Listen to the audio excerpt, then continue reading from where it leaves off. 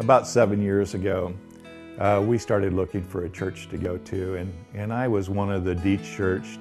I had had a bad church experience and had stopped going to church for quite a while, and we were looking for a church where I could just sit in the back and not do anything but worship.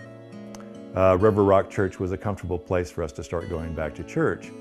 A couple of years later, Kelly preached a sermon on the parable of the talents, where the owner, the master, had given people bags of silver and asked them to invest it. And two of them did well and one of them didn't.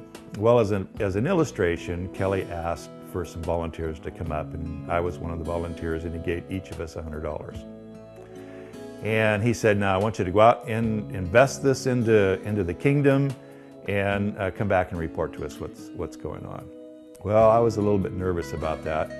And I literally started carrying the $100 in my pocket because I wanted to be ready for God to show me what to do with this $100. And I started praying, Lord, this is your $100. And so show me what you want me to do with it. And if I could just be a part of whatever blessing this is going to be, I'd really like to do that.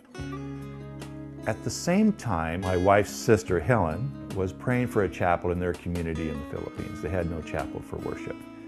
And so those two prayers met, and along with some others that got the vision of building a little church in the Philippines.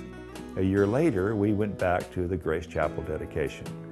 It was great. There was about 50 people that showed up, and it was a big celebration, and they were very appreciative of that. Since then, that was in 2006, since then, lots of ministries have been started from there. A Christian radio program, lots of ministries of love, and 2 more churches have been built. In fact, one just recently, just about 4 months ago, and it's doing very well. Those 3 churches, the youth groups meet together, the churches meet together for worship. Just recently we had 17 baptisms out at the coast in the ocean. And so it's become a real blessing.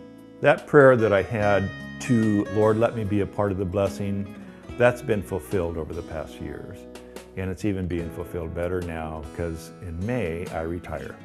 And my family and I are moving to the Philippines, and we're going to be a part of the River Rock church plants of 10 more churches there in the Philippines. So we're really excited about that. God's really blessing us.